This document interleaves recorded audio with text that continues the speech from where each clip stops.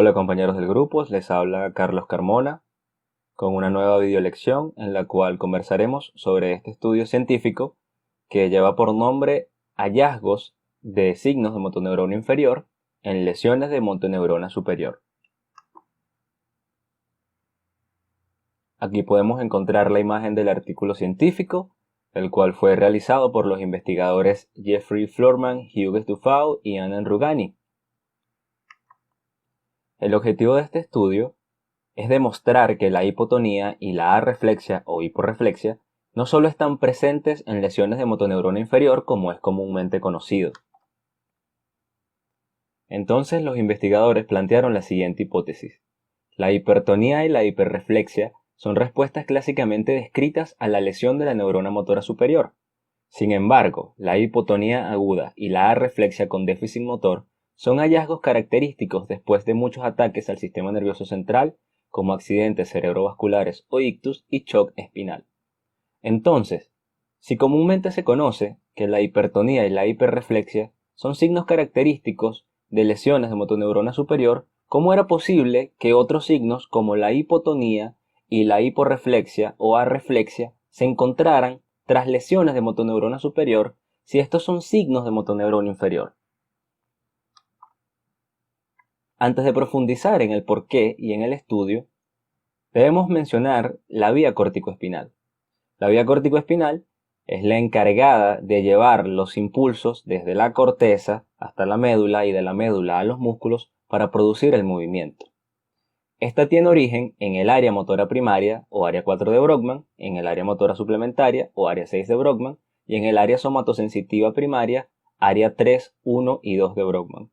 Según algunas bibliografías, 1/3 para cada una de estas áreas y según otras bibliografías, 30% para el área motora primaria, 30% de origen para el área motora suplementaria y 40% de origen para el área somatosensitiva primaria.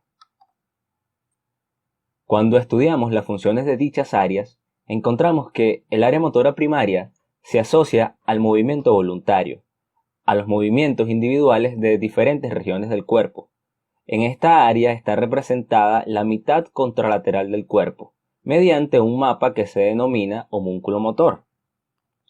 ¿Por qué contralateral? Con esto nos referimos a que en el hemisferio derecho, en el área motora primaria de este hemisferio derecho está representado la mitad izquierda del cuerpo, mientras que en el hemisferio izquierdo, en el área motora primaria del hemisferio izquierdo, está representada la mitad derecha del cuerpo. En cuanto al área motora suplementaria, encontramos que ésta se encarga de la planificación y preparación del movimiento. La estimulación de esta área produce la sensación interna de generar un movimiento, mientras que el área somatosensitiva primaria tiene funciones de sensibilidad en cuanto al dolor, temperatura y tacto, y también sensibilidad cuerpioceptiva, que se refiere a posiciones del cuerpo en el espacio, vibración, discriminación, reconocimiento de presiones, de peso. Entonces, si observamos las funciones de estas áreas, aún no nos queda claro cómo es que ocurre la hiporreflexia y la hipotonía tras las lesiones de motoneurona superior. Entonces los investigadores asociaron estos signos al síndrome del área motora suplementaria.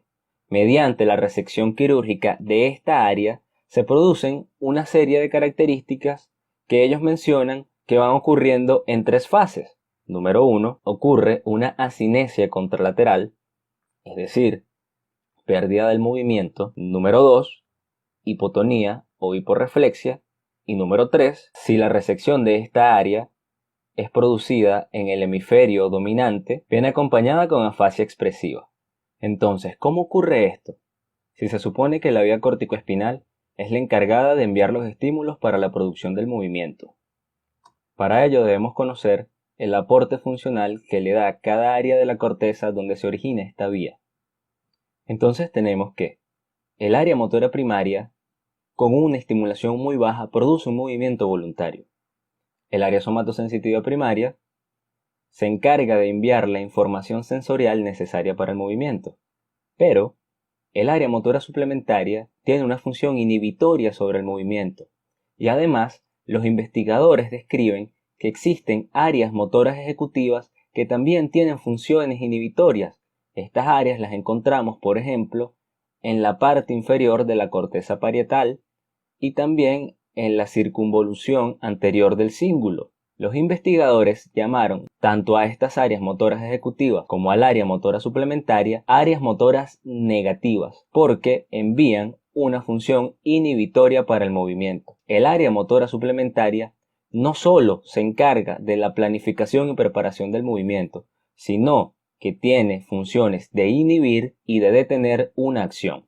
Pero estas funciones no explican la hipotonía y la hiporreflexia todavía, por lo que los investigadores decidieron estudiar la función de la médula en este tipo de características. Es bien sabido que en la médula se encuentran interneuronas e inclusive se asocian a los circuitos de estas interneuronas a acciones como la locomoción. Sin embargo, no debemos ver la médula simplemente como un canal de flujo por donde pasan informaciones descendentes y ascendentes, sino que debemos saber que estas interneuronas son inhibitorias y también excitatorias, y que asimismo reciben información suprasegmentaria, es decir, de estructuras superiores a ellas que pueden inhibir estas interneuronas y excitar estas interneuronas para así poder regular su función. Entonces los investigadores mencionan que las señales inhibitorias del área motora suplementaria y las señales inhibitorias de estas áreas motoras ejecutivas inhiben las interneuronas inhibitorias de la médula espinal.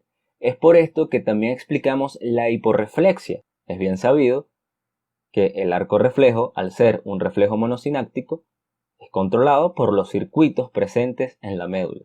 En resumen, tenemos que el área motora suplementaria tiene una función de inhibición hacia las interneuronas inhibitorias de la médula, al igual que las áreas motoras ejecutivas. Se puede decir que éstas regulan la función de estas interneuronas. Pero entonces, si estas interneuronas inhibitorias no tienen quien las regule o no tienen un gran aporte inhibitorio como lo realiza el área motora suplementaria cuando ésta no está funcionando, entonces estas interneuronas de la médula no van a tener un control y van a inhibir como a ellas les plazca. Es por esto que encontramos la hipotonía y también la hiporreflexia, lo que va a alterar y va a afectar el movimiento en general. En conclusión, tenemos que el tracto córtico-espinal quizás se considere mejor como un compuesto por múltiples subsistemas involucrados en diversos aspectos del control motor, y no solo como una vía que va de la corteza a la médula y de la médula a los músculos. Y además, el aislamiento del área motora suplementaria y su conectividad funcional inhibidora admite al menos un mecanismo cohesivo y consistente para la paresia aguda hiporrefléxica e hipotónica. ¿Por qué es importante esto para nosotros? Porque nos permite describir las primeras fases tras un ictus en donde encontramos los pacientes hipotónicos e hiporrefléxicos. Pero también es importante que sepamos que en esta fase una correcta rehabilitación es fundamental, porque si bien sabemos que los mecanismos de plasticidad son positivos porque nos permiten que el cerebro pueda aprender cosas correctas para su recuperación, si lo estimulamos de manera negativa, vamos a enseñarlo a integrar información que no es positiva para su recuperación y puede ser que fomentemos la construcción de la espasticidad. ¿Cómo podemos ampliar esta información? Desafiando la noción de que la hipotonía, hiporreflexia o arreflexia solo es un signo de lesiones en motoneurona inferior como comúnmente se conoce, y además estudiando las funciones de las áreas antes mencionadas a profundidad.